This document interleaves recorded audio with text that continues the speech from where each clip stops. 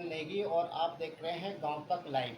साथियों, मैं हूं आज हमारे जो रुद्रप्रयाग के विधायक हैं, कर्मठ विधायक रुद्रप्रयाग के भरत चौधरी जी के साथ में हूं और सीधी बात करते हैं। आज केदारनाथ में एक मंदिर को लेकर काफ़ी चर्चा का विषय बनता रहा और उसके बाद चाहे उसे बैकफुट कहा जाए या वहाँ पे मुख्यमंत्री जी ने जल्दी ही संज्ञान लेने के बाद आप लोगों को भी बताया कि आप लोग जब अपने क्षेत्र में जाके इस तरह के समाचार पत्रों में प्रकाशन करवाएं। और क्या है ये कॉपीराइट का मामला? देखिए,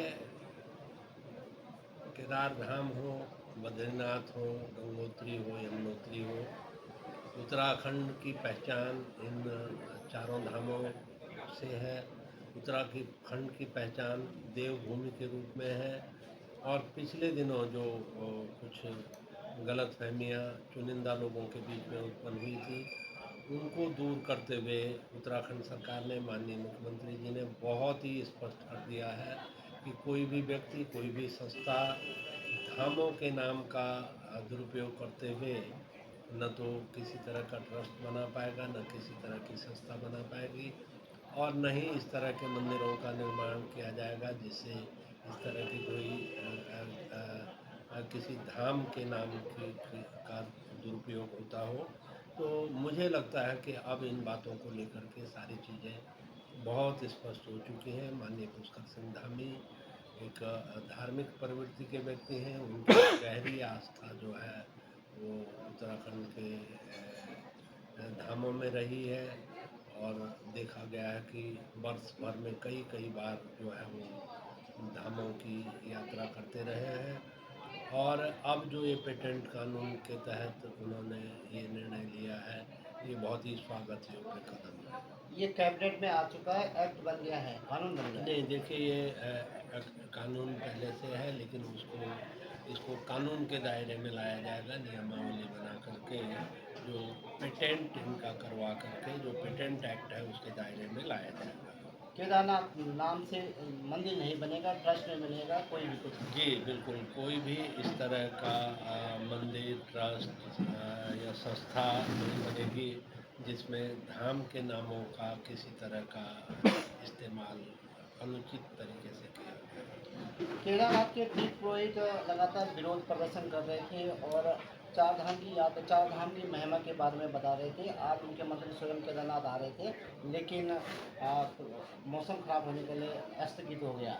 देखिए, कुछ लोगों ने जो है इस तरह की गलतफ़हमियाँ उत्पन्न की थी, लेकिन माननीय मुख्यमंत्री जी ने जो तीर्थ पुरोहित हैं उनसे संवाद स्थापित किया, स्थिति स्पष्ट की और वो लोग पूरी तरह से आश्वस्त थे।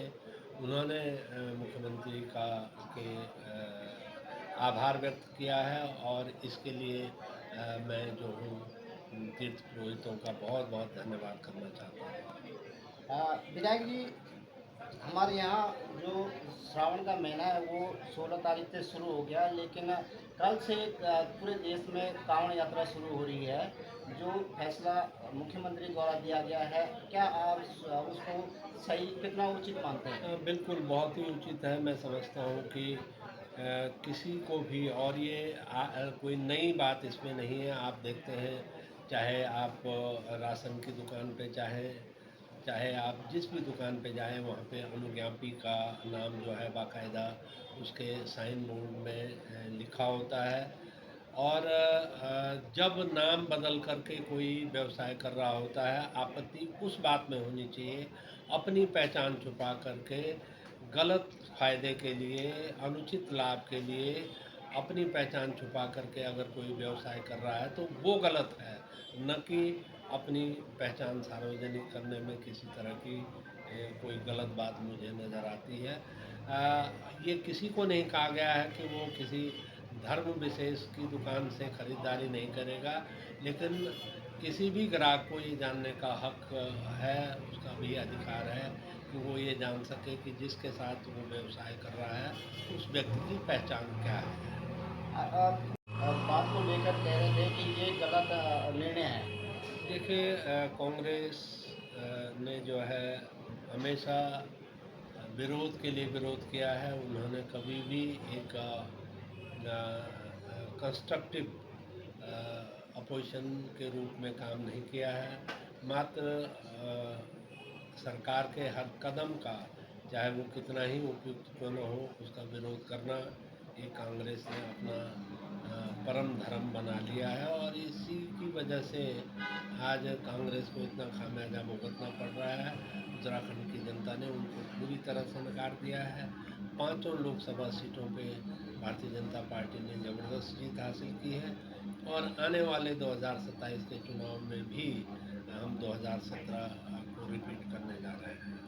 विधायक जनपद में निर्माणाधीन कई काम हो रहे हैं, राष्ट्रीय राजमार्ग का काम भी हो रहा है, तमाम रेलवे के काम भी हो रहे हैं और एक बार घटना होती है, दूसरी बार भी घटना होती है। क्या आप लोगों को इस पर संज्ञान लिया है? आप क्या बिल्कुल बिल्कुल, जो कार्यदायी संस्था है, हमने मांग की है कि उनके क्रेडेंशियल की, उनकी क्रेडिबिलिटी की और उनकी जो टेक्निकल पोटेंशियल उनके पास है उसकी जांच होनी चाहिए।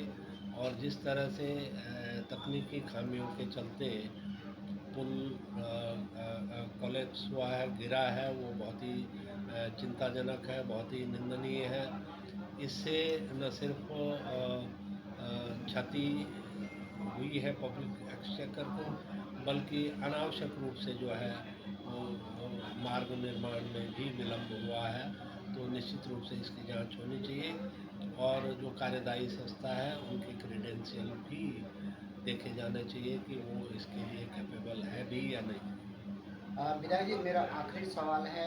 चारधाम यात्रा का मुख्य पड़ाव है रुद्रप्रयाग और आप यहाँ के मूल बिंदु पे बैठे हुए हैं, आप विधायक हैं इस क्षेत्र के। क्या यहाँ भी वही है कि जो जो दुकान का मालिक है उसको अपना पहचान लिखनी जरूरी होगी? बिल्कुल, ये तो एक सार्वभौम नियम होना चाहिए कि कोई भी व्यक्ति अगर व्यवसाय कर रहा है तो वो अपनी पहचान छुपा करके व्यवसाय न करे, बल्कि अपनी पहचान को प्रकट करे और पहचान भी उसकी असली होनी चाहिए।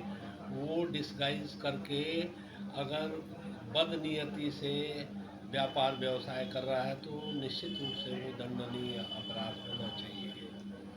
ये थे हमारे साथ विधायक रुद्रप्रयाग के, जो स्पष्ट तौर पे कह रहे हैं कि जो भी मुख्यमंत्री जी ने फैसले लिए हैं, खुद भी अपने आप फैसले ले रहे हैं। जनपद में कुछ घटनाएं हैं उन पे भी उनका संज्ञान लगातार बढ़ता जा देखा जा रहा है और संज्ञान ले भी रहे हैं। अधिकारियों से मंत्रणा भी कर रहे हैं और अधिकारियों को दिशा निर्देश भी समय समय पे दे रहे हैं। उनका कहना है कि किसी भी दशा में कोई भी कंपनी अगर इस तरह से कार्य करती है उस पर तुरंत संज्ञान लिया जाएगा, उसके विरोध कठोर से कठोर कार्रवाई की जाएगी। हरिंद्र नेगी, गाँव तक, रुद्रप्रयाग।